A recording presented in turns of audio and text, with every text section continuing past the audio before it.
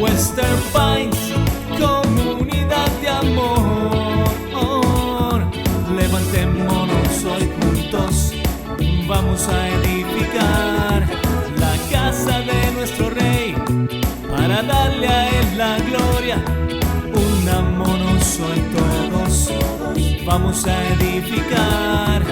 Se pone de pie, pastor, es un gran amigo y damos la bienvenida, damos un aplauso al pastor Clifford, a su esposa, gracias por estar aquí, pueden sentarse. Y también tenemos con nosotros, él es un nica gringo, él estuvo en Nicaragua, es muy amigo de los nicaragüenses, él sabe con quién debe juntarse. Y está adoptado en un grupo que tenemos de puro nicaragüense, ya come nacatamal, come gallo pinto y todas las comidas nicaragüenses. Estuvo en Nicaragua el año pasado, ¿verdad? Y fue de bendición. Y también está con nosotros nuestro hermano Joshua Cardosa, quien va a estar exponiendo hoy esta conferencia. Hermano querido, pastoreó, ha sido un hombre multifacético. Joshua, si te colocas de pie una vez más, ya él ha estado con nosotros, le damos un aplauso y en unos minutos ya él va a tener la participación. Solamente quiero leer esta porción de la escritura y luego oramos y vamos a entrar a la exposición de esta conferencia. Quiero decir que a las 10:45 vamos a tener el primer receso. Si usted quiere levantarse durante él esté exponiendo y tomar algo de la mesa, puede hacerlo. Lo único que le pido, por favor, cuide la casa del Señor, recoja los vasos, no deje nada regado y cuide, ¿ok? Vamos a leer Lucas capítulo 12, verso 49 en adelante. También está Ramón, no lo saludé. Ramón, ponte de pie un momentico. Ramón, él no se acordaba de mí, pero yo sí de él porque fue la primera persona que me ayudó, gracias Ramón, a hacer mi setup de mi email cuando entré a estudiar al CBS, al College of Biblical Study, y él me ayudó, ahora está en otro lugar y bueno, bienvenido. También los demás son de casa, así que sean bienvenidos. Lucas capítulo 12, verso 49, voy a estar leyendo la traducción o la versión Dios habla hoy, y me gusta un poco más como lo dice que lo que dice Reina Valera. Escuche lo que dice. Jesús hablando dice lo siguiente: yo he venido a prender fuego en el mundo y como quisiera que ya estuviera ardiendo. Tengo que pasar por una terrible prueba y ¿cómo sufro hasta que se lleve a cabo? ¿Creen ustedes que he venido a traer paz a la tierra? Les digo que no, sino división. Porque de hoy en adelante, 5 en una familia estarán divididos, 3 contra 2 y 2 contra 3. El padre estará contra su hijo y el hijo contra su padre, la madre contra su hija y la hija contra su madre, la suegra contra su nuera y la nuera contra su suegra. Jesús también dijo a la gente: cuando ustedes ven que las nubes se levantan por occidente, dicen que va a llover, y así sucede. Y cuando el viento sopla del sur, dicen que va a hacer calor, y lo hace. Hipócritas, si saben interpretar también el aspecto del cielo y de la tierra, ¿cómo es que no saben interpretar el tiempo en que viven? Hace unos años, el profesor Juan Carlos Heredia, en una de las clases de filosofía cristiana, me dijo: nosotros hemos aprendido a hacer exégesis de la Biblia, pero no hacemos exégesis de la cultura. Y la exégesis, en un sentido hermenéutico, tiene que ver con extraer de la Escritura lo que realmente la Escritura está diciendo. Y los predicadores, cuando son buenos, hacen buenas exégesis. Otros hacen eisegesis, es decir, inyectan cosas al texto que el texto no está diciendo. Pero un predicador bueno, un expositor correcto, va a hacer una buena exégesis de la Escritura, pero es difícil encontrar a estos mismos predicadores a hacer un exégesis de la cultura. Y la idea en esta mañana es que hagamos de alguna u otra manera una exégesis de la cultura. Así que para ello, qué mejor que nuestro hermano Joshua Cardoso. Lo volvemos a recibir con un aplauso. Bienvenido, el tiempo es tuyo, hermano.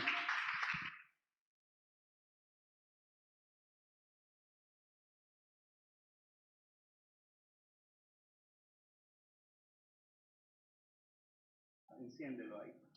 Sí, está la luz. Okay. Ok, pues estoy muy agradecido de estar aquí con ustedes en esta mañana. Ya estaba buscando mi computadora y decía, ¿dónde está mi computadora? Queremos hablar de Cosmovisión. Me alegra mucho la manera que el pastor Néstor comenzó, porque uno de mis primeros slides va a ser exactamente lo que él dijo. Vamos a correr mucho, vamos a tocar muchos temas, algunos son complicados. Yo solamente les voy a pasar por encima.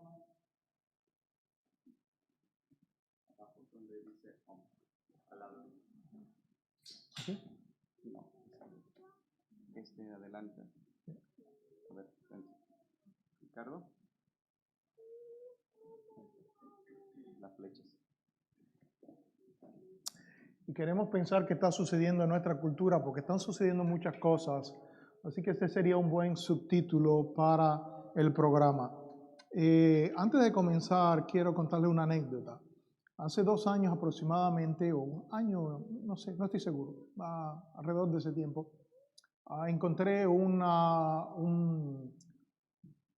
video que posteó en Facebook un amigo querido, profesor muy destacado en varias ciencias genéticas y otras cosas en varias universidades de Houston, Dr. G, Ramón lo conocerá, ya no vive acá, se fue a otro estado, profesor eminente de estas ciencias, fue profesor en Rice también, y él puso un video en su página hablando o presentando al dueño, sí, es el dueño, pudiéramos decir, de Amazon. Es el hombre más rico del mundo. Y uno solamente es el hombre más rico del mundo si eres un genio. No te puedes hacer el hombre más rico del mundo si eres una persona promedio. Y él cuenta en este video, él estaba hablando, parece que una conferencia, y alguien le preguntó, era en Washington, y alguien le preguntó, ¿cómo se te ocurrió esta idea de Amazon? Y él dice, mira, yo quería ser físico teórico. Así que me fui a la escuela a estudiar física y cálculo y este tipo de cosas. Y un día mi compañero y yo estuvimos 2 horas tratando de resolver un problema de matemática y no encontramos la solución. Y de pronto nos miramos el uno al otro y dijimos, fulano, y menciono un nombre que es en el idioma de Sri Lanka. Y él dice, vamos a ver a fulano. Y fueron a ver a este señor, que era estudiante también, y dice que cuando este muchacho, también estudiante junto con ellos en aquella época, miró el problema, lo leyó, dice, solamente en 2 minutos, dijo, la respuesta es tal. Y él le dijo, a ver. Nosotros llevamos 2 horas tratando de entender esto, hemos llenado páginas de ecuaciones, no sabemos ni lo que estamos haciendo, y tú me dices que la respuesta es tal. Así nomás de mirar. Y él le dijo, sí, es que yo una vez estuve tratando con algo parecido y si hacemos así, cogió una hoja de papel y comenzó a desarrollarle las ecuaciones. Y dice, Bezos se llama el presidente de Amazon, dice, ese día yo entendí que yo no nací para ser físico teórico y me fui de la universidad. Ahora, lo que yo quiero decirles con esto es lo siguiente, si un hombre como Bezos, que sin duda es un genio, había cosas que no sabía. Usted y yo no nos podemos sentir mal porque hay cosas que no supamos. Si Beso fue a donde otro estudiante a hacerle preguntas, usted y yo con más razón debemos preguntar también cuando no entendemos una cosa. Tuve una amistad, hace muchos años que no la veo, casi 30 años, y nosotros cuando jóvenes en la iglesia íbamos mucho a la casa, a la finca de sus padres. Y esta chica, que ya hoy es una mujer adulta, hacía muchas preguntas. Y había personas que le molestaba que Nidia, se llamaba ella, o se llama, hiciera tantas preguntas. Pero ¿sabe qué? Haciendo preguntas, Nidia llegó a ser profesora de radiología en la Universidad de Medicina. Y los que no preguntaron no llegaron donde ella llegó. Le hago estas dos anécdotas de la vida real para que sepan que preguntar es bueno. Así que si tienen duda, preguntan, pueden hacerla. No se quede con su duda. Pero si puede, si no le es urgente, vamos a dejarlo para el final. Tome nota porque se le va a olvidar posiblemente. Y vamos a comenzar entonces mirando un bosquejo. Vamos a ver la introducción, que ya esto es parte de la introducción. Vamos a ver definiciones y nos vamos a centrar mucho en el arte y vamos a ver algunos dilemas actuales que está pasando en el mundo en dos partes y después vamos a tener el tiempo para las preguntas. Y las cosmovisiones, para que comencemos a ver cómo funciona esto, son maneras de ver, entender y organizar el mundo y nuestra vida. Y en el mundo hay muchas cosmovisiones que están en oferta. Cuando yo pienso en esto, yo estaba mirando la fotografía de un supermercado y dije, esto es una ilustración excelente, porque así mismo están las ideas en el mundo.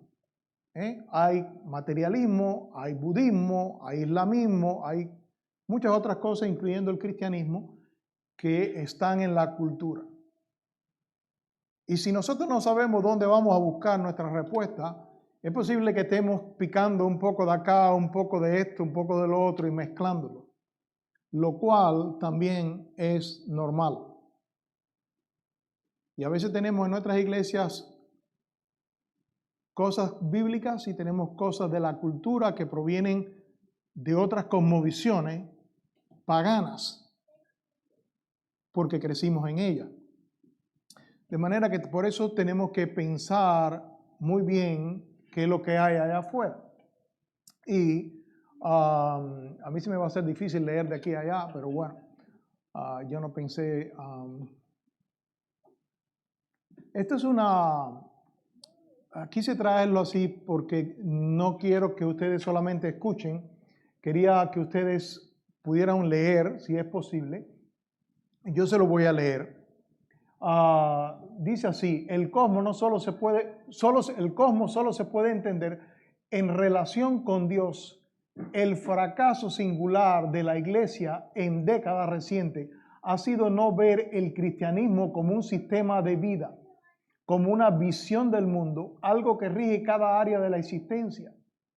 Este fracaso ha sido paralizante en muchos aspectos. Por ejemplo, no podemos contestar las preguntas que nuestros hijos traen de la escuela. No podemos explicar a nuestros amigos y vecinos por qué creemos. No qué creemos, creemos en Cristo, pero por qué creemos. Y a menudo no podemos defender nuestra fe, que sería apologética. Además, no sabemos organizar nuestras vidas de una manera correcta y permitimos que el mundo a nuestro alrededor sea quien nos moldee las decisiones que tomamos. Más aún, perdemos grandes profundidades de belleza y el sentido real de las cosas.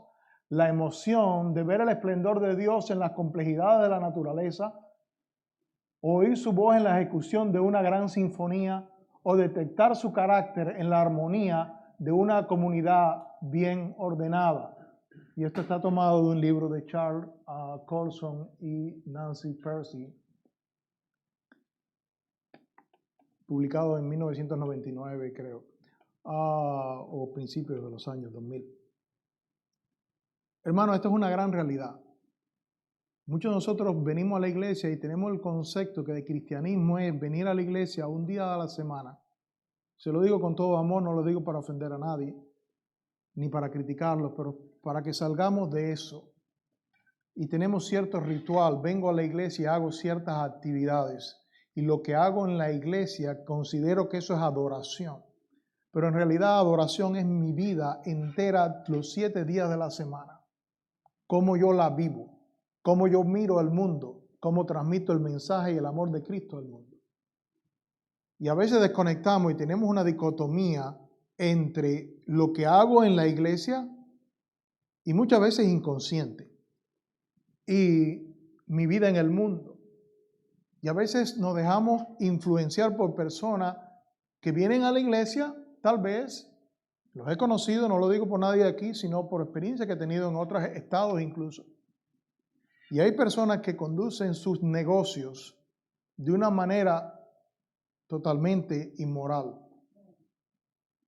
Vienen a la iglesia y dan un cheque y son alabados. Y le están enseñando a los demás, de cierta manera, por su mal ejemplo, que hay una desconexión entre el evangelio y la vida.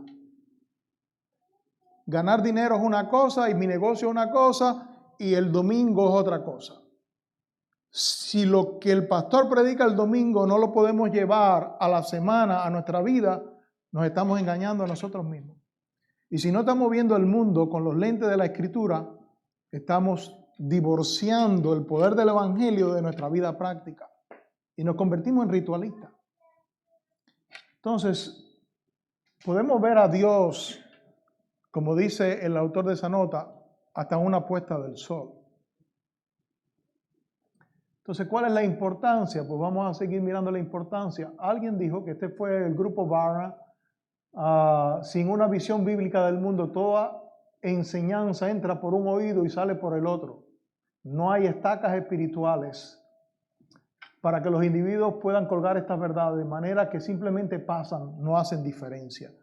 Y esto me vino cuando yo leí esto, yo había tenido la idea, exactamente la misma idea, pero como un pizarrón, donde tal vez pegamos un papelito que tomamos una nota del sermón y lo pegamos, y después se desprende. Si no tenemos marco de referencia, eso simplemente se va a olvidar. Va a pasar. No va a hacer ninguna diferencia. Y hay una frase muy conocida de Abraham Kuyper, o no sé exactamente cómo se pronuncia el nombre. Kuyper. Gracias, Ramón. Teólogo y ministro de Holanda. Es raro ver un teólogo que sea primer ministro de una nación, ¿verdad? Bueno, él fue las dos cosas. Y él dijo que el principio dominante de la verdad cristiana no es soteriológico, no es la salvación. Ese no es el principio dominante de la revelación de Dios, sino cosmológico. Es decir, que Dios gobierna todas las cosas. No es simplemente Dios tiene un plan para tu vida y cree en Cristo. No. Es que el reino de Dios abarca todo el universo y más allá de lo que no podemos ver. Y él dijo esta frase muy famosa: no existe una pulgada cuadrada en todo el dominio de la humana existencia sobre el cual Cristo, quien es soberano sobre todo, no grite mío. Cristo es Señor de su vida y del mundo. Y el mundo que se opone al plan del Evangelio revelado en la Escritura se está oponiendo a la soberanía de Dios y por eso Dios lo va a condenar. Y hay que ser claro, hermano. No estamos para ofender a la persona, pero hay que decirle a la persona: o te arrepientes de tu estado de rebeldía o vas a venir a condenación. Y en esto estaba hablando ahorita, cuando entró algo así. Esta era la idea y la tomé de un libro, esa gráfica, que se llama Predicación Expositiva. Y en ese libro, él habla de que muchas personas van al texto y regresan dentro del propio contexto cultural y cometen muchos errores por eso. Porque necesitamos ir al ellos entonces, allá arriba donde está la... no sé si esto llega allá. Ok, bueno, el ellos entonces es el proceso hermenéutico. Y cuando los estudiantes llegan al colegio, muchas veces la primera clase que toman es método de estudio bíblico, para que se enteren de que hay un proceso para poder leer la Biblia y que tenemos que estar conscientes.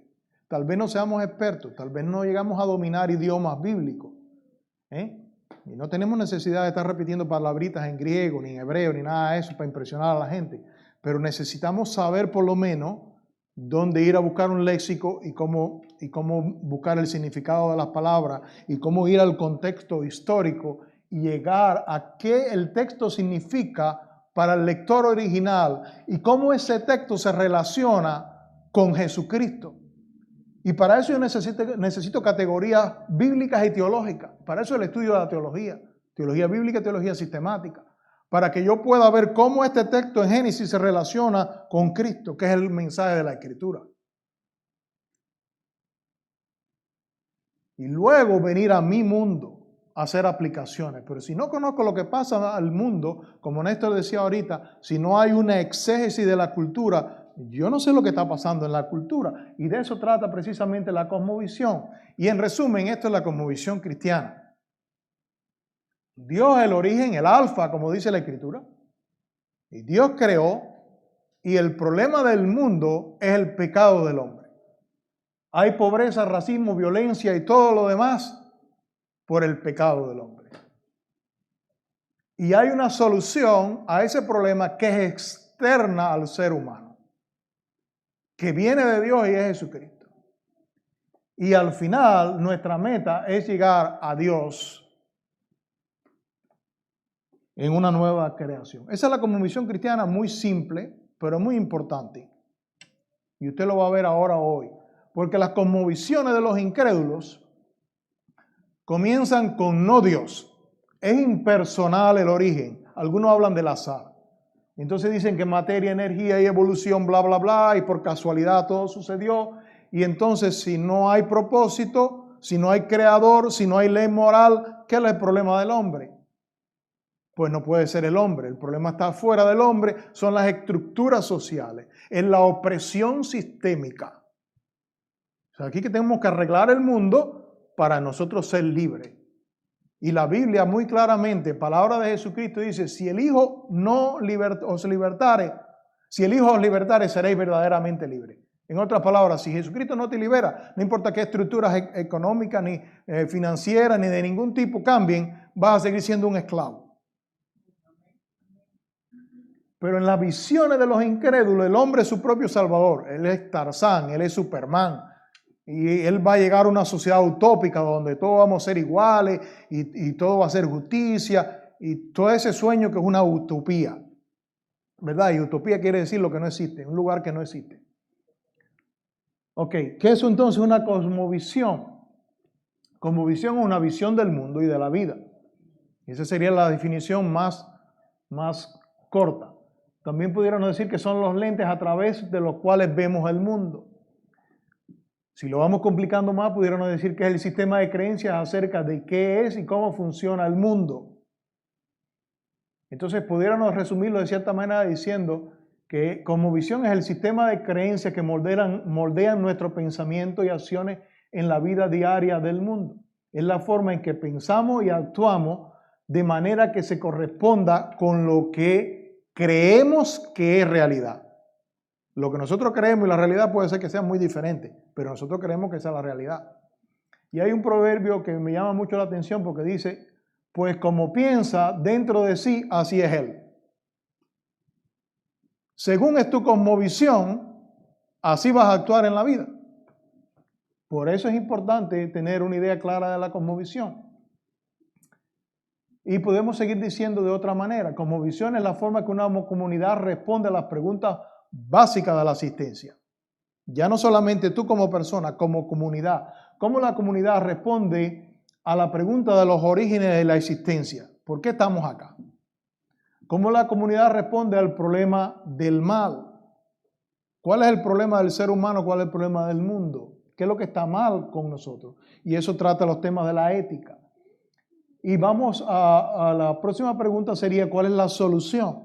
Por eso es importante que si usted definir cuál es el origen y cuál es el problema. Si el origen es Dios, el problema es el pecado. no el sistema. Si usted quiere arreglar la vida de la persona, arreglando el sistema, usted va a ir a la solución equivocada y va a terminar mal. Porque una cosa depende de la otra. Y finalmente, ¿cuál es el destino? Así que una cosmovisión de una manera gráfica sería algo así. Son nuestros conceptos de Dios, de la realidad, de la verdad, el conocimiento, la ética, el hombre, etcétera, etcétera, etcétera. Tal vez estos sean algunos de los más importantes o los más importantes. ¿Verdad? Entonces, ¿cuál de todos esos puntos es el más importante? Pues Dios es el más importante. Depende de cómo usted vea a Dios, va a ver el resto de la vida. Y me gusta mucho una frase que escribió A.W. Tozer hace años atrás, ya él murió, pero él dijo esta palabra: lo que nos viene a la mente cuando pensamos en Dios es lo más importante de nosotros. Lo que nos viene a la mente cuando pensamos en Dios no es lo más importante de Dios, es lo más importante de nosotros. Porque según nosotros vemos a Dios, así somos nosotros. Y entonces le añadió esto: ningún pueblo ha alcanzado, aquí hizo un error. Ningún pueblo se ha alzado a niveles más altos que su religión. Ninguna religión más grande que su concepto de Dios. Según es el concepto de Dios, es la religión o la fe y la creencia. Y según sea tu fe y tu religión, va a ser el pueblo o la nación. Entonces, cuando yo escucho personas que dicen, hagamos América grande otra vez, y digo, este no sabe lo que está hablando. Porque la única manera de hacer grande un pueblo es que conozca el Evangelio de Jesucristo. Puede tener las mejores intenciones, pero si la iglesia no predica el Evangelio, ningún político va a hacer nada.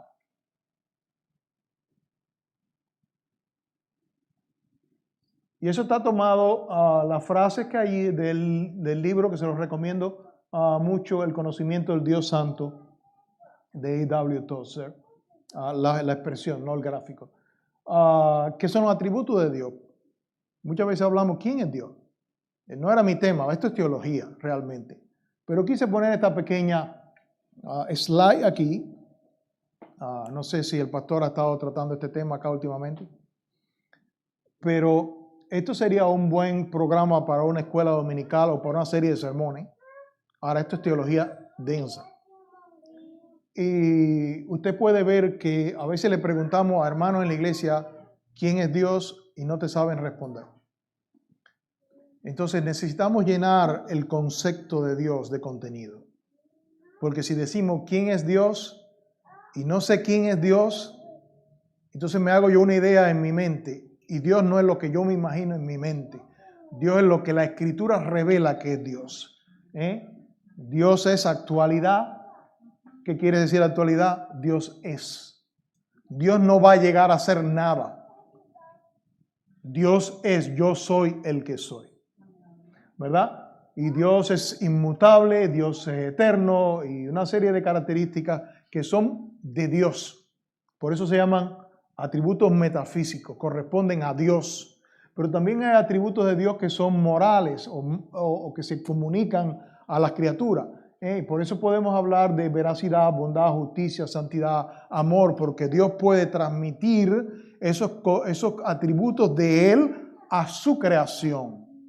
Dios nos puede transmitir su amor, ¿verdad? Y si Dios nos transmite su amor, como dice la Escritura, el amor de Dios ha sido derramado en nuestros corazones, entonces podemos amar a otras personas. Si Dios nos dice qué es lo que está bien o está mal, Dios nos está revelando su carácter justo. Y podemos hacer una diferencia moral de las cosas. ¿Ve? Hay una transmisión de Dios a la criatura. Pero Dios, por ejemplo, no te puede transmitir su actualidad o su inmutabilidad porque nosotros cambiamos cada segundo. Dios es perfectamente estable por toda la eternidad. Nosotros tuvimos un inicio, Dios no tiene inicio.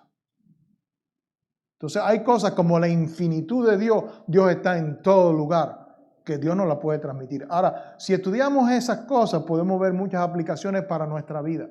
A veces yo veo hermanos que suben al Facebook comentarios que yo digo, no sabe lo que está hablando. Eso contradice la teología más básica de Dios. Pero ese es un tema que se lo dejo al pastor. Entonces el pastor ahí tiene trabajo para... Ya no me va a invitar otra vez acá. Volvemos a la cosmovisión, ¿verdad? Solamente para mencionar, ¿qué realidad es lo que existe? Lo que existe es lo que es real. No la fantasía de la mente de la gente, es lo que existe en realidad. Y algo que existe independiente, si lo vemos o no, si lo creemos o no, yo no creo en Dios, ese es tu problema. Dios no va a dejar de existir porque tú no creas. O antes de que se inventara los telescopios, sabíamos que existían otras estrellas, otras galaxias, otros sistemas solares por ahí. No teníamos ni idea. Y hay millones de galaxias, hay millones de estrellas que nunca el ser humano tuvo la menor idea de que existían. ¿Eran menos reales porque nosotros no la veíamos? ¿Era menos real el virus porque nosotros no lo conocimos hasta tiempos recientes que se inventaron los microscopios electrónicos? Llegaba la peste y barría con Europa y nadie sabía. Iban todos corriendo a hacer misa y se contagiaban más porque todos estaban contagiándose más. Porque ¿quién tenía una idea de cómo se transmitía una enfermedad? Y era menos real la bacteria porque nosotros no teníamos idea. Pues así hay muchas personas que lo que no ven no lo creen, dicen. Pues no pudieras creer casi nada. Porque ni siquiera el amor lo puedes ver. Puedes ver los efectos. ¿Verdad? Entonces, realidad es lo que existe. Lo que es real es aquello que tiene una existencia independiente de nuestra voluntad o nuestro conocimiento. ¿Y qué es lo que es verdad? Verdad es ajustarse a la realidad. Y en la medida que nos separamos de la realidad, nos apartamos de la verdad. Y estamos fantaseando. Y conocemos a la medida que nos acercamos a la verdad. Entonces, usted va a descubrir personas que tienen un PhD, doctor fulano de tal, en ciencias, sobre todo si son ciencias sociales. La mitad de esas cosas no tienen ningún valor. Son fantasías y construcciones de la mente humana, alejadas de toda realidad.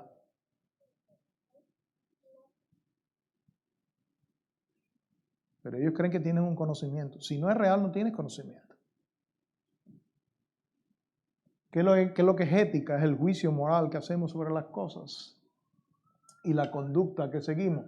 ¿Qué es el ser humano? Vamos a hablar un poco más de eso. ¿Qué relación existe entre la verdad, la bondad y la belleza?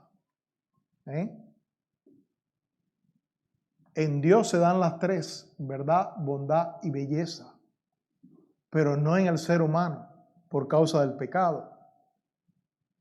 Y por eso usted puede ver una persona que puede ser en apariencia muy bonita, con un alma muy sucia. No hay correspondencia. Y a veces confundimos lo que hacemos. Así que, o cómo pensamos de estas cosas. Así que, en resumen, como visión, una forma en que la comunidad o cultura responde ¿a qué? A las preguntas básicas que son ¿de dónde venimos? ¿Qué está mal con el mundo? ¿Quiénes somos? ¿Qué es lo correcto? ¿Cómo podemos conocer? Etcétera, etcétera.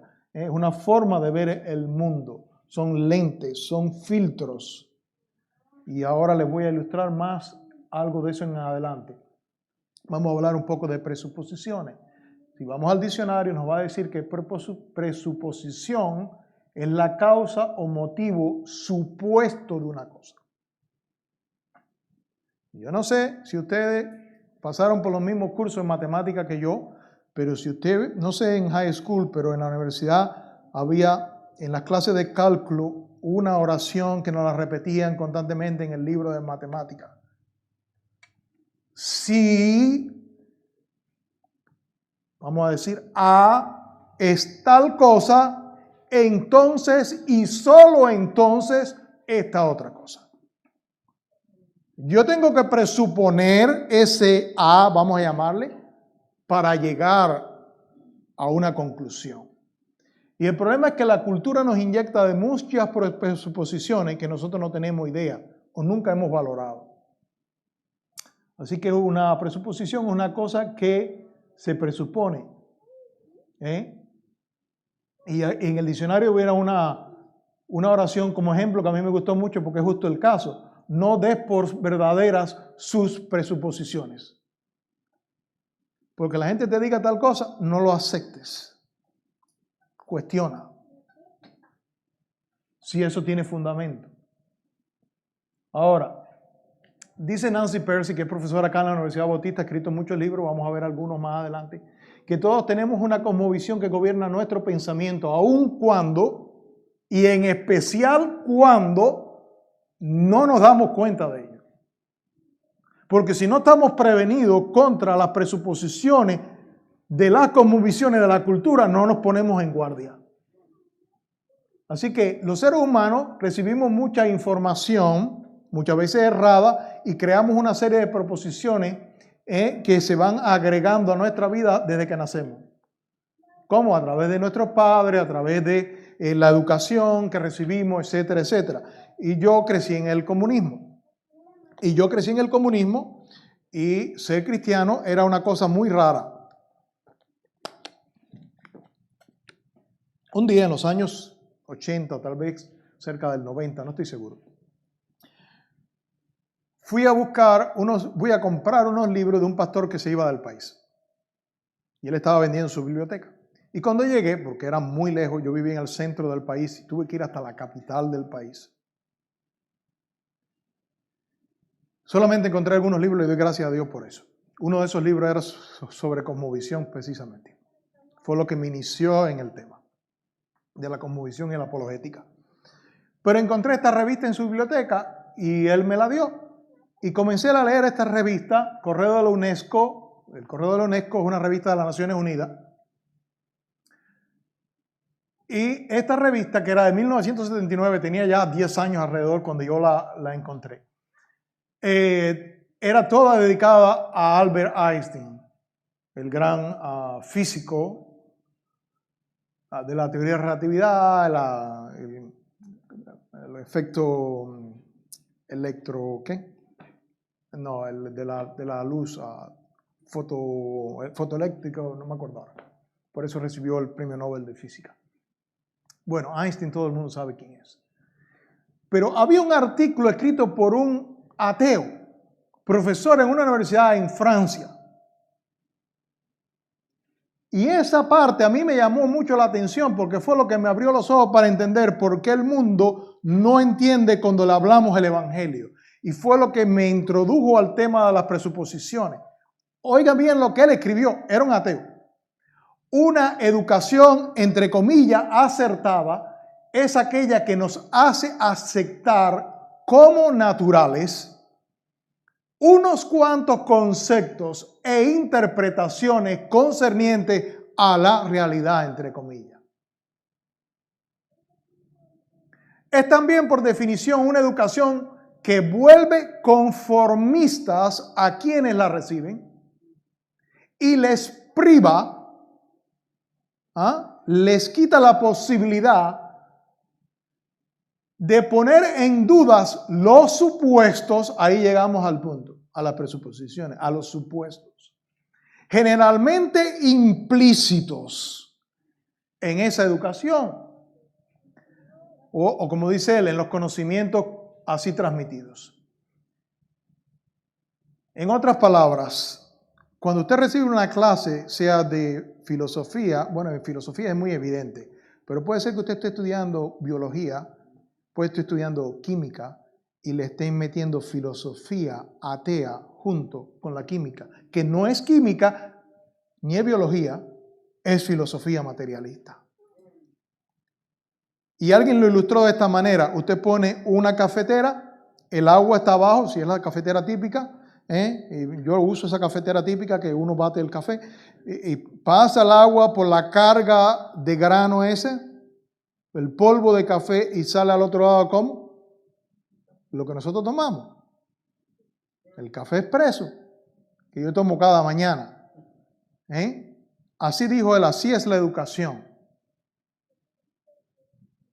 La carga ideológica se transmite a los estudiantes. Sí, ellos reciben el agua de la química, de la biología que hay en la cafetera, pero el agua esa va arrastrando el sabor del café.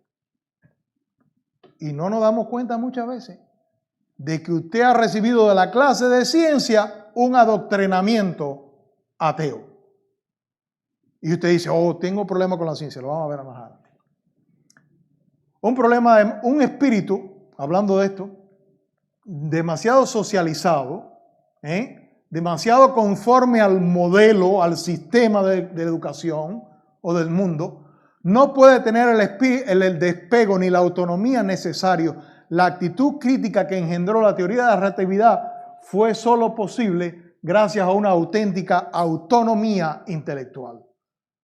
Albert Einstein se paró en un lugar y dijo, voy a cuestionar lo que se me ha dicho, aunque el mundo entero crea que ser loco es pensar de otra manera. Y comenzó a hacerse preguntas y a escribir fórmulas. Y llegó a la relatividad. Y cambió el mundo. ¿Por qué? Porque tuvo autonomía intelectual. Mi pensamiento es mi pensamiento y no puedo permitir que otro me adoctrine y me diga lo que yo tengo que creer.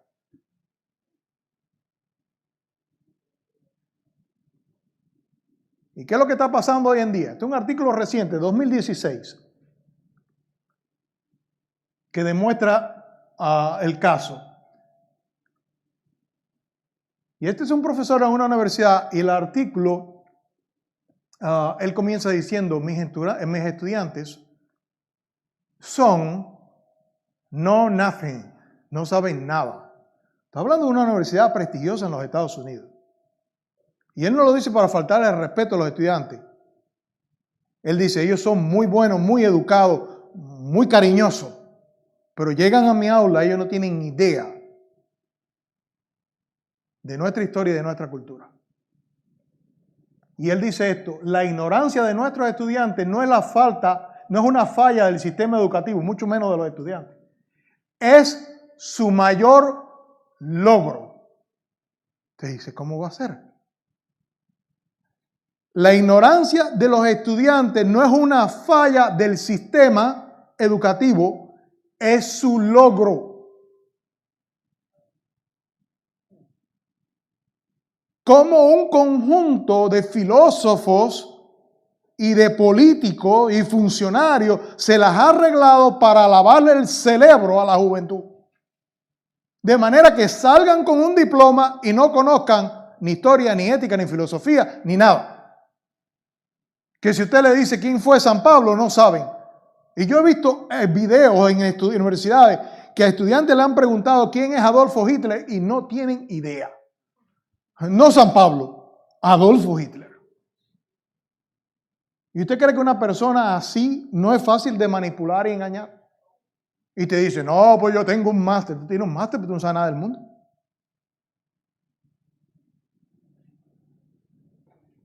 No es un mero accidente, continúa diciendo él, es la consecuencia de un compromiso con el suicidio de la civilización. El fin de la historia para nuestros estudiantes marca el fin de la historia de Occidente. Hermano, esto se acabó ya. Si ustedes no se han enterado, esto se acabó. La cultura occidental está muerta y a partir del 2021 van a comenzar a enterrarla. Esté preparado. Ok, vamos a ver que las condiciones se reflejan en el aire. ¿Qué hora es? 10:16. Está bien. Ok. Vamos a ver el arte bajo la influencia católica, protestante, etcétera, etcétera. Influencia católica. cerca del 1300, sería principio del siglo XIV. Este arte típico de esa época, una virgen, su niño, etc. Eso es lo que la sociedad creía que usted va a ver en el arte, es eso. Ahora comienza, ¿por qué esto comenzó a saltar? Comienza a entrar el Renacimiento. Siglo XV, cae Constantinopla. 1451, 53, por ahí. Muchas personas salen huyendo y vienen a Italia y traen su arte, traen libros de filosofía, Aristóteles y todo ese tipo de cosas que prácticamente se habían olvidado en Occidente. Y comenzaron a producir una revolución.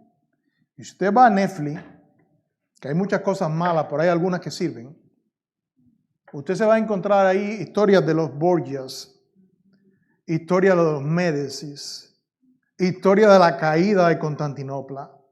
Yo sé que está desfigurado como todo arte y tiene sus mensajes como todo arte, que es lo que vamos a ver ahora.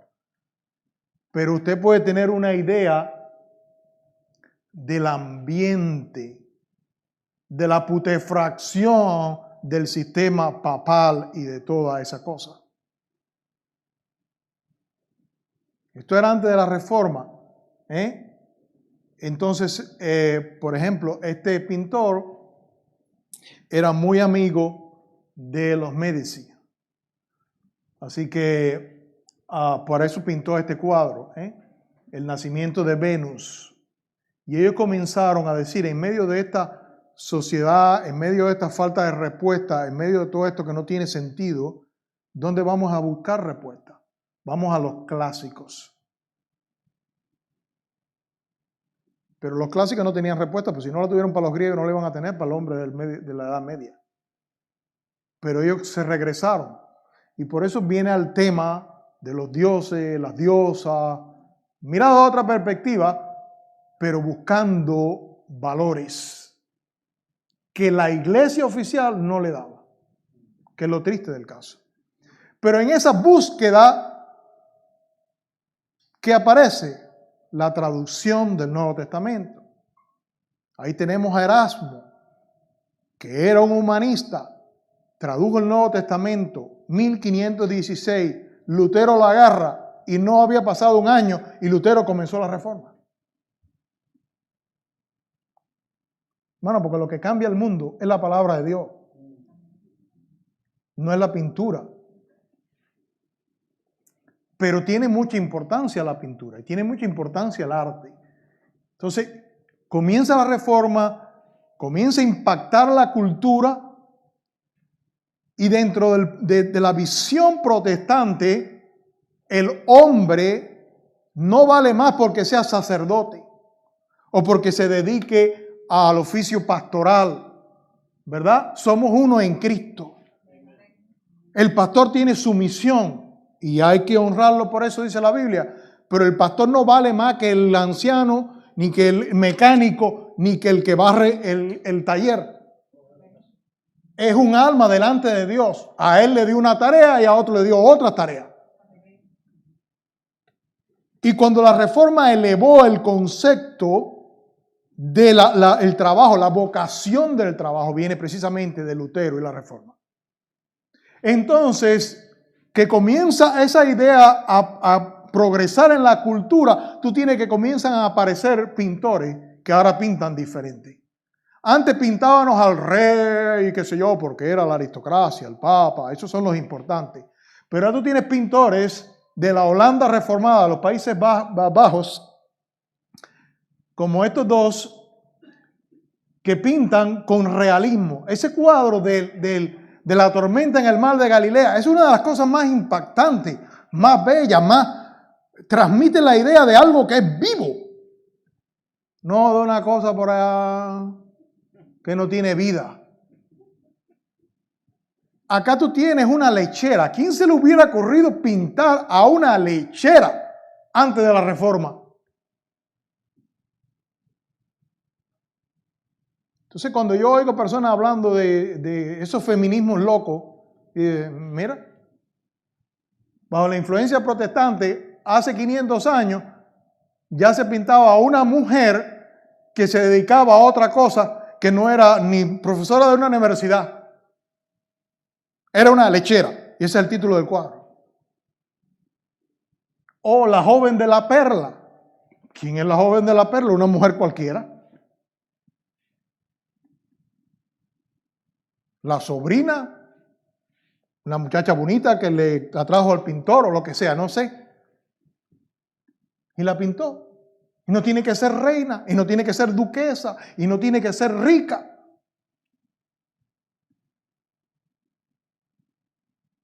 Porque ese es el cambio que produce tu cosmovisión. Y cuando tú tienes una cosmovisión que está impactada por el Evangelio, la gente ve el mundo diferente.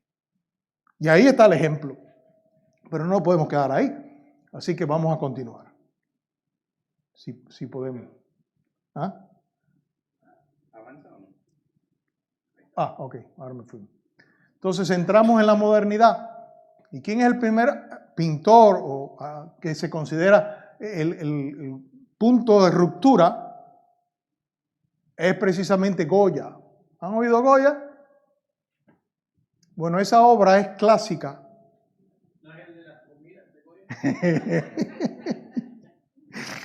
Bueno, eso hay diferencia de opiniones.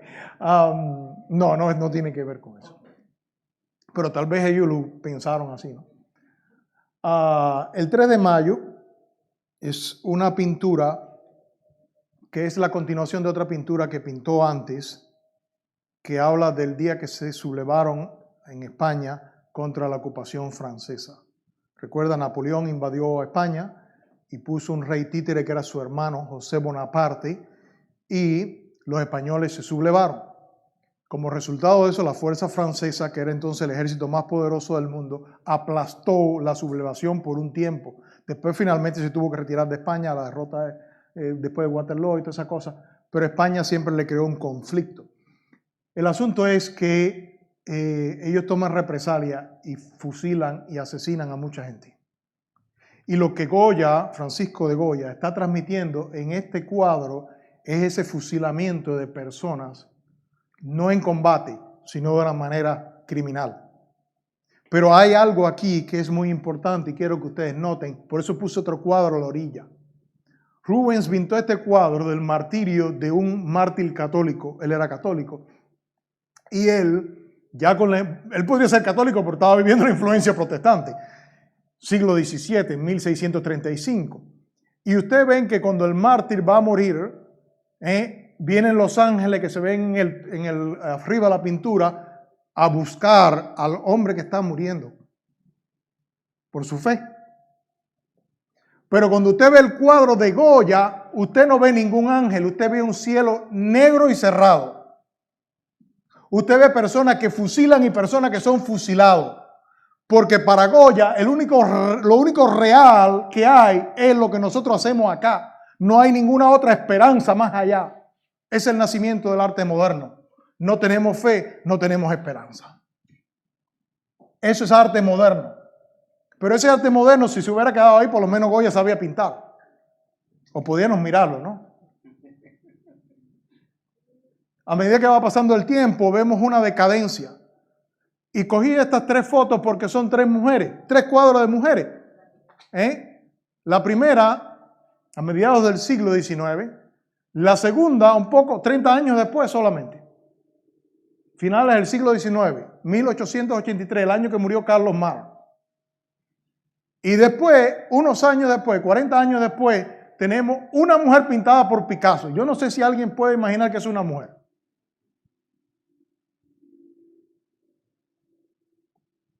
Y no era porque Picasso no sabía pintar. Es su concepción atea la que le llevó a pintar así. Y sigue pasando el siglo XX, desde el inicio. Este otro cuadro de Picasso que se me olvidó ponerle de quién era, el primero. Y él dijo que era un burdel filosófico, pero en realidad no se sabe ni qué es lo que él estaba pintando. Es la chica de Avignon. Entonces, yo no sé si usted puede entender que son prostitutas o no son prostitutas o son filósofos que son prostituidos El asunto es que son cuadros, la cara es grosera. Y después tienes este otro cuadro, un desnudo, y de este otro artista, o de este otro pintor muy famoso, y usted dice, desnudo. Es raro imaginarse un desnudo ahí, ¿eh? No hay manera, ¿eh?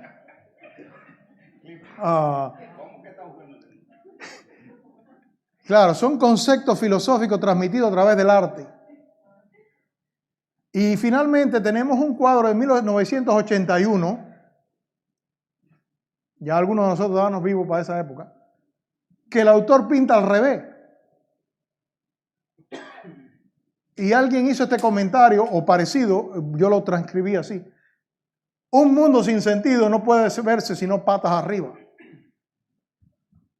¿Qué sentido tiene pintar las cosas al revés? Bueno, únicamente que tu mundo es al revés. Si tu mundo es al revés, pues tú pintarás al revés, porque eso es lo que tú estás transmitiendo en tu arte. Todo está al revés. Por eso llegamos a estas cosas. Tenemos acá esto, arte, un urinario. Búsquenlo. Búsquenlo en Google. Es famoso. Pues cogió un lugar de orinar y lo puso arriba de una meseta en una exposición. Eso es arte. Eso es famoso, hermano. Lo van a encontrar donde quiera.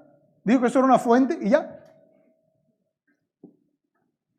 Yoko Ono, conocen a Yoko Ono, que fue mujer de Lennon, de John Lennon. Pues en 1964 se paró ante el escenario, se sentó allí, invitó a los presentes a que vinieran y le cortaran la ropa. Y le fueron cortando la ropa hasta que la dejaron desnuda. Arte, en el cual la audiencia toma parte en la obra. Y usted dice, acá hay algo mal con esta gente. No pueden estar bien de la cabeza. Y el doctor Muerte hace estas obras. Coge cuerpos reales, le hace un proceso químico y le corta pedazos y usted está viendo órganos reales. Y le pone una trompeta y ya. Y usted dice, caballero, pero ¿a dónde hemos llegado? ¿A dónde el ateísmo nos ha llevado? De lo que vimos al inicio a lo que estamos viendo hoy en día. Mano, eso es vulgar, grosero. Un desprecio por el ser humano, por el cuerpo humano, hasta por la muerte se puede decir. Arte como política, como mensaje político. Famosos cuadros de Picasso. Estos dos. Masacre en Corea. Los yanquis imperialistas van a Corea y matan gente. Yo quisiera saber si Picasso alguna vez pintó un cuadro de los miles de gente que matan a los coreanos. Pero como él era comunista, pues entonces los yanquis son los malos. Y eso es un mensaje político. Y el de arriba también. Fue un pueblo bombardeado por los nazis. Pero ¿cuánta gente murieron allí? Muy poca. Comparado con las atrocidades que hicieron los nazis en Europa, que mataron aldeas enteras.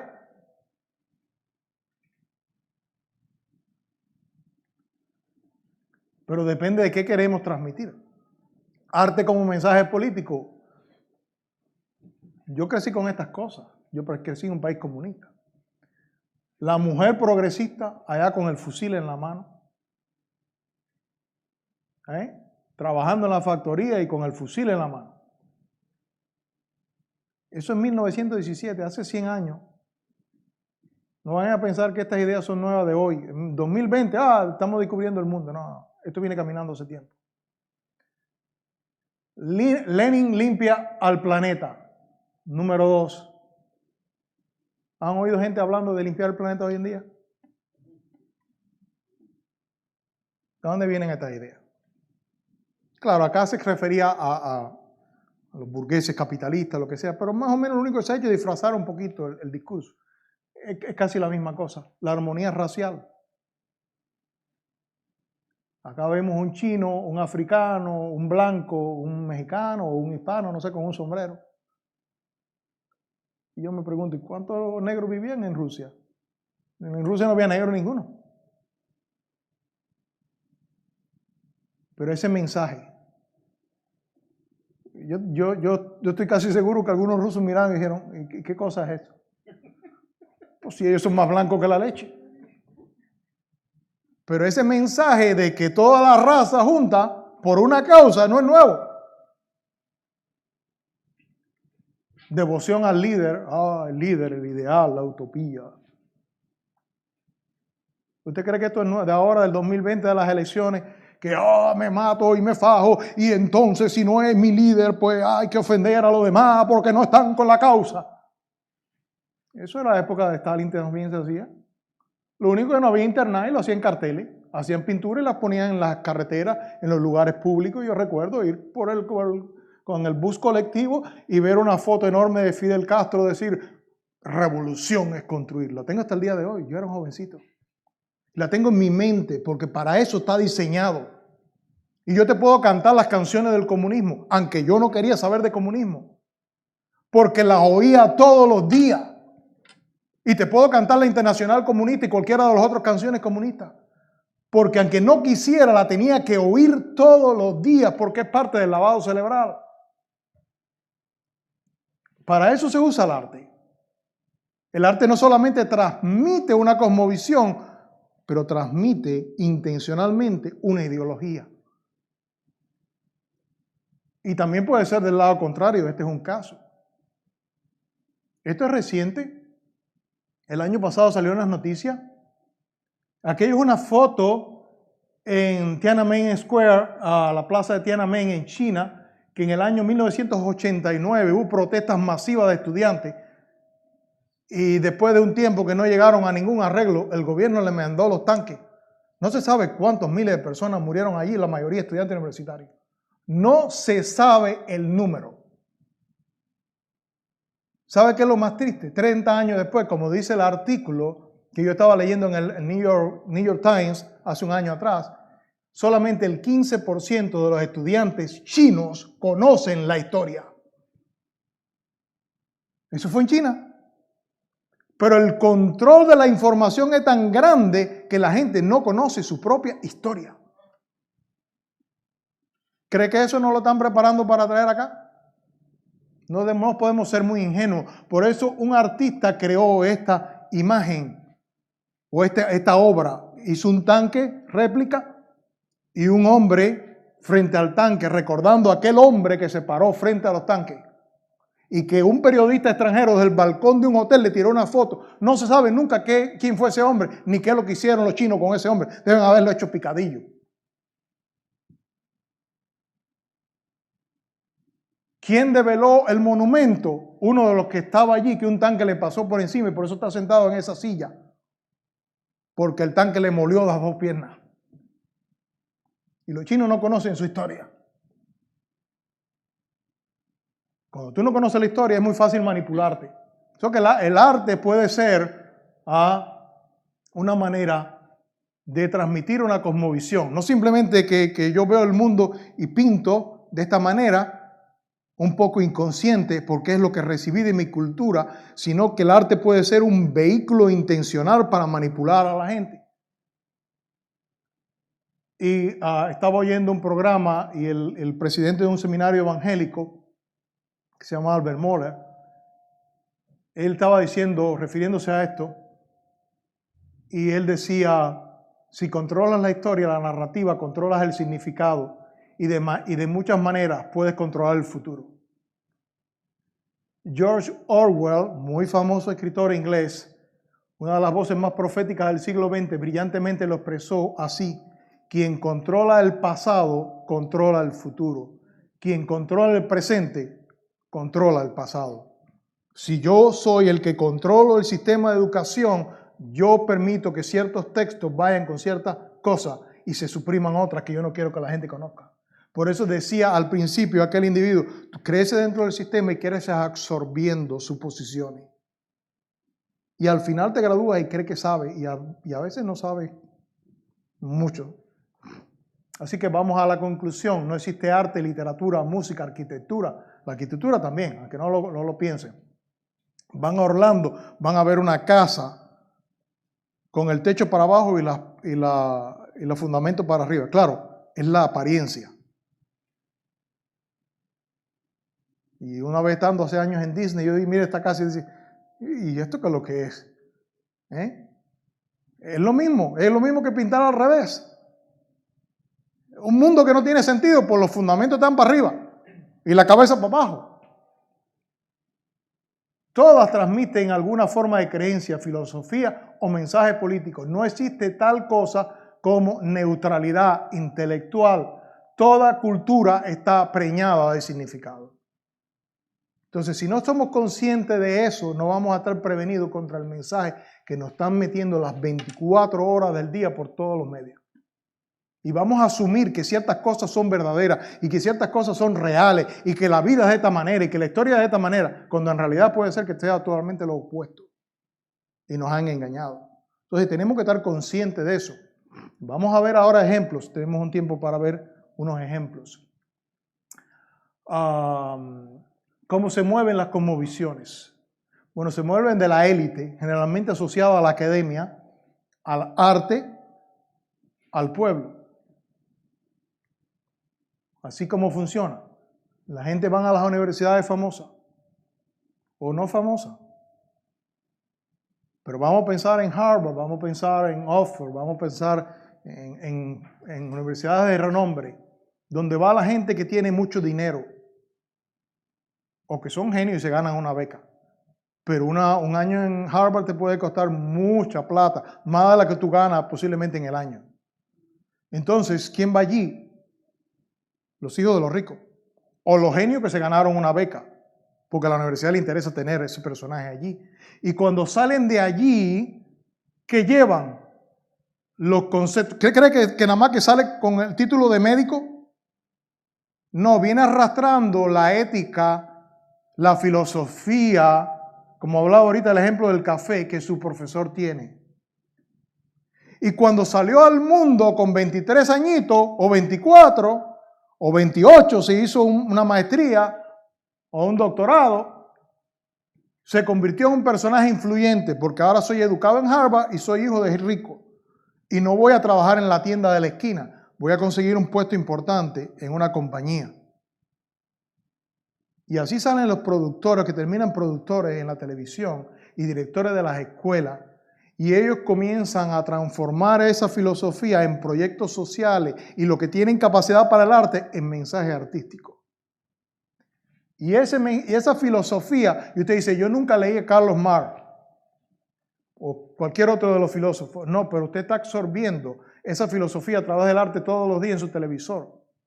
Entonces, van a estudiar a la universidad y usted recibe ideas de Paul Sartre o Jacques Derrida, o qué sé yo, Peter Singer que puse ahí. Ahora voy a ponerle un ejemplo. Este señor, filósofo utilitarista australiano, profesor de Derecho y Filosofía en la Universidad de Melbourne, en Australia, en el año 1999 vino a los Estados Unidos porque obtuvo la cátedra de bioética en el Centro de Valores Humanos de la Universidad de Princeton, que es una de las universidades más famosas del mundo, aquí en Pensilvania, por ahí. No estoy seguro si en Pensilvania, en New Jersey, creo que no estoy seguro. Era el líder, no sé si todavía siguen eso, pero era el líder del proyecto El Gran Simio. Y el proyecto del Gran Simio, los grandes animales de simios, los orangutanes y este chimpancé y esto, tienen ciertos derechos, igual que el hombre, etcétera, etcétera. Pero al mismo tiempo que él dice eso y recibe nominaciones para el humanista del año, etcétera, él escribe en su libro que los bebés no nacen conscientes de sí mismos ni son capaces de comprender que existen. No son personas. Porque si no tienes conciencia de ti mismo, no eres persona. La vida de un recién nacido es menos valiosa que la vida de un cerdo, de un perro o de un chimpancé. Y también defiende el sexo con menores y animales sí es con, tú sabes, consentido. Yo no sé cómo un animal consentirá en tener sexo con un hombre. Si mueve 3 veces la cola es que quiere tener sexo. Hermano, este individuo muy inteligente y muy educado, pero es un perverso. Al frente de una cátedra de ética de una de las universidades más influyentes del mundo y lleva ahí 20 años. ¿Sabe cuántas generaciones de estudiantes han salido de ahí? Y usted dice, ¿por qué la gente no puede ver que un bebé es un ser humano y que nadie tiene derecho a matarlo y abortarlo? Porque han ido a una universidad donde un individuo sumamente listo le ha lavado el cerebro. Y esos son los que son directores del high school y le dicen a tu hijo que está bien que vaya y tenga un aborto y que no se lo diga a los padres. Y esto ha estado ocurriendo por años y décadas y muchas veces la iglesia ha estado durmiendo sin saber lo que está pasando en el mundo. Y por eso nosotros tenemos que despertar a la realidad de lo que pasa en el mundo. Baja al arte. Vamos a bajar de la universidad al arte. Y tú tienes series en Netflix como esta que vi hace un par de años atrás, de Sherlock. Y yo estoy mirando la serie y de pronto llegan a esa conversación y detuve y le tiré fotografía. Le dije, espérate. Esto es tan evidente, aquí no hay nada escondido. Pero es parte del diálogo entre 2 personajes. Y si usted está alerta, se va a dar cuenta de que le están vendiendo una filosofía.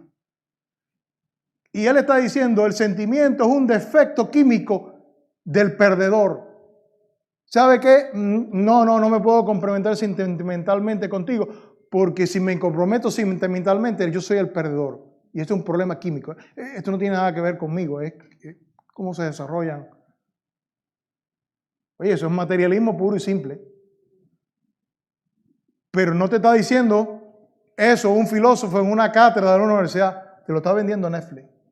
En una conversación entre 2 personajes. Y la gente está sentada por millones viendo esas cosas. No solo lo postean, a veces ni siquiera están conscientes de dónde están recibiendo las ideas que ellos van cargando. Y es que la oyeron y la oyeron. Y después continúa diciendo, siempre asumí que el amor es una desventaja peligrosa.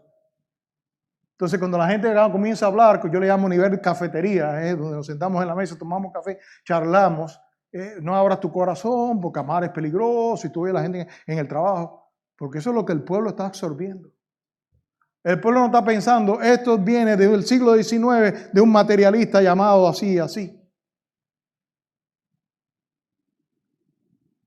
Vas a ver otra novela y te encuentras, por ejemplo, esta, The Last Kingdom. Es una serie de ficción, novelas históricas, de ficción histórica, que se derivan de una serie de libros que se llamaron The Saxon Chronicle, de Bernard Cornwell. Y el mensaje, usted comienza a ver eso y usted dice, esto es puro anticristianismo. Esto es puro anticristianismo. The Last Kingdom es puro anticristianismo. El cristianismo es la cosa peor del mundo. ¿Cómo lo hace? Pues yo tomo a un personaje que diga que es cristiano y devoto de la Biblia o lo que sea, y ese es el más hipócrita, es el más perverso, el más manipulador, especialmente el rey Alfredo. El rey Alfredo era el más manipulador de los seres humanos. En la historia se conoce como Alfredo el Grande, padre de lo que sería hoy Inglaterra. Pero en la novela es el peor villano. Porque él logra lo que quiere manipulando a la gente. Y usando a la gente como simples peones. Y usted comienza a hacer un rechazo hacia ese cristianismo que este hipócrita practica. O cuando su esposa se ve en una situación que su hijo puede morir, o la hija, no me acuerdo, entonces orar no produce nada. Pero entonces la bruja viene y lo sana. Y entonces cuando usted comienza a ver todas esas cosas, usted se está dando cuenta de que el cristianismo es una estafa que no funciona excepto para manipular gente. Y que no vale de nada orar y que una bruja tiene más poder que usted. Y si fuera ahí, estaríamos bien. Pero cuando usted entra a la segunda serie, entonces usted comienza a ver que esos sajones pueden ser hasta violadores. Pero los vikingos, los paganos, los que cortan cabeza e incendiaban a incendia, no, esos eran buenos. Sí, eran violentos y ellos eran desfachatados, pero en el fondo ellos podían amar a una mujer. Estos no, estos eran violadores. Y cuando usted comienza a tragarse todo eso, que está muy bien hecho, muy bien sintonizado con la época, usted llega a la conclusión que no ha sucedido cosa peor en el mundo que el cristianismo. Esa es la cosa más despreciable que puede haber en el mundo. Ese es el objetivo. Y es el objetivo manifiesto. No es que yo me lo inventé. Bueno, yo me lo imaginaba nada más que de ver las escenas. Pero cuando encuentro, ¿quién es el autor? Déjame buscar quién es el autor. Y me encuentro este artículo que dice, la cristianidad era tan mala como ISIS. Es el autor de la serie, el que escribió los libros. ¿Y cuál es el problema de este individuo? Para escribir esta serie de novelas de ficción histórica, que toma elementos de la historia real y las mezcla con ficción. Bueno, pues que él es hijo de un aviador canadiense que pasó por Londres y su madre, no sé por qué, se enredó con él, salió embarazada, y cuando salió embarazada y tuvo el parto en 1944, plena Segunda Guerra Mundial, pues ¿qué hacemos con este niño? Pues hay que darlo en adopción. ¿Quién quiere a este niño? Y salió una pareja por allá, y la pareja era una secta cristiana, un poco rara, pero eran cristianos de alguna manera. Y ellos creían, entre otras cosas, que la sanidad divina tú no necesitabas ir al médico. Entonces dejaron gente morir por enfermedades que hubieran tal vez resuelto un médico. Y tú dices, eso no es bíblico, eso no tiene nada que ver con el cristianismo real de la Biblia. Pero fue la experiencia de este hombre y una serie de restricciones en esa secta. Entonces, cuando puedo sacar el pie de aquí, porque en primer lugar mi madre me abandonó, mi padre no sé por dónde está, y qué sé yo, y a nadie le importa mi vida, y estos locos acá, pues el cristianismo es malo. Y si ahora soy profesor de historia en la universidad y me gradúo de eso, voy a escribir una novela y voy a decir todo lo malo que es el cristianismo, pero no voy a decir que es mi experiencia. Voy a decir que el cristianismo es malo, que mira cuántos malos valores transmite. Y ya después que soy famoso, puedo ir a una entrevista. ¿Y a quién le importa lo que es analizar esto? Pues a nadie le importa. El mensaje es que están comprando millones de personas viendo la televisión. Y el prejuicio personal de esa persona lo están transmitiendo a millones de otros televidentes a través de su arte. ¿Entendemos?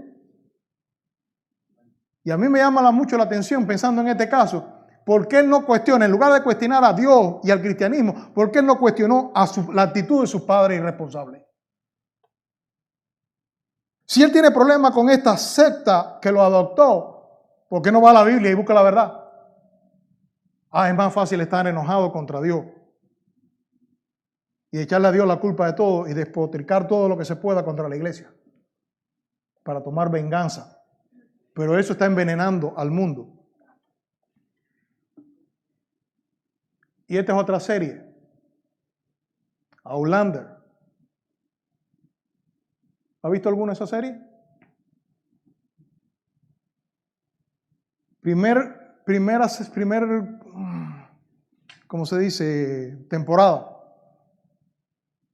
Se mueve al tiempo posterior a la Revolución Gloriosa en Inglaterra. Y el personaje más repugnante de esa temporada, la primera temporada, es un oficial del ejército británico, que llega incluso a sodomizar. Yo me tuve que saltar todo ese capítulo porque se ven cosas ahí horribles, o supongo que se ven, por lo que se comienza a ver. Al individuo que hace uno de los papeles principales junto con esta mujer.